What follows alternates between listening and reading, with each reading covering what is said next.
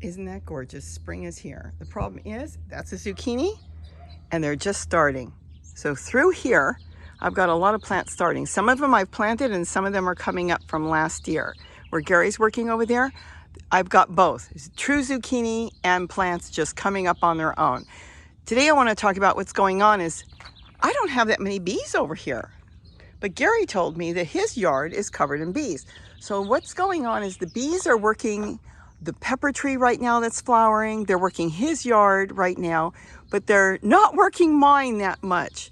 A few, as I have one bee zipping around my head right now, but not as many as I should have. And I noticed that a lot of my zucchini, especially on this plant, which is last year's plant, they're all going to get composted in and taken out. A lot of the fruit are not getting pollinated. Now, how do you know they're not getting pollinated? The plant is doing really good. See the yellow fruit there?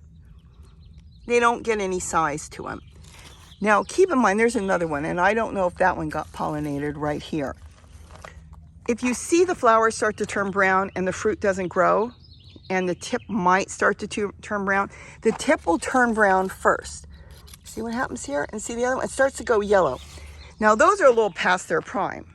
But if you can catch that right away, you could right away take it off and eat it. Remember, the flower is edible. People bread them and they fry them. They put them in salads. They do different things with them. So you can eat it. So if you have, let's say, male flowers and no females, take those off, put them in a salad, do what you want with them. Look it up on Google what people do with them, and you can eat them. Now, what I did was I hand pollinated this one because I don't have enough bees. Now, see the female flower? Okay, this is a female flower. And that, let's get the pepper seeds out of here coming off the pepper plant and get it off there. See, here's from the pepper tree. Okay, female flowers, you can tell right away, even when they're tiny. There's a lot of female flowers on here and no males. In fact, that could be a big problem. Now this was a male flower. See, there's no fruit here. The flower's gone. So what I did was I took from another plant that was on the wall over there, a completely different squash plant, and I hand pollinated it. Now I'm going to leave it because there's been ants in there and the ants will crawl around on the male flower that I left in there. That part, see there's a male flower that fell here. I could probably use this one too. I took the petals off. Now my male flower I took was already open. But see, I could use this one too. I'm doing this all one-handed because I am holding the camera. This, see, this doesn't have, a little bit. I could do the same thing. Let's just take it off. I opened it and stick it in there too. I already pollinated it. See? And there's ants in there. Ants are your friends. When they're not hurting anything, they're pollinators. Now, hopefully this one will make it. I'm not sure, it's iffy on that. So you can get those off. As soon as you start to see them turn yellow, get them off and use them. There's nothing wrong to eat those that did not get pollinated. But like I said, this is an old plant. This is going to be composted in as the new ones start to grow. And there's more fruit coming up on this one. See the female flower? See how you can see the fruit? That is a female flower. Edible no matter what, at any stage. Oh, let me get this out of the way. Okay, see? And then that's a male flower. There is nothing there. It's just a stem and a flower. And this one has this swollen part, which is your fruit. That's your zucchini.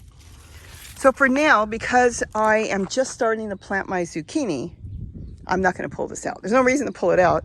I'm not ready to do this. I'll freshen this up. I'll put some more leaves and different things in here and more kitchen scraps and get it really going. But I've been working more down there. I'm kind of working my way down. I don't know if I'll work on that right away, but I will probably start down here. I would like to gut all this and start all over because the first year I did it 2 years ago, this is only 2 years old. It was so beautiful. Last year I let everything grow that was already here, so a lot of the squash that grew weren't that great. They were hybrids and different things because squash came up like that. So that's what I'm going to do. But this will get composted when I get to it.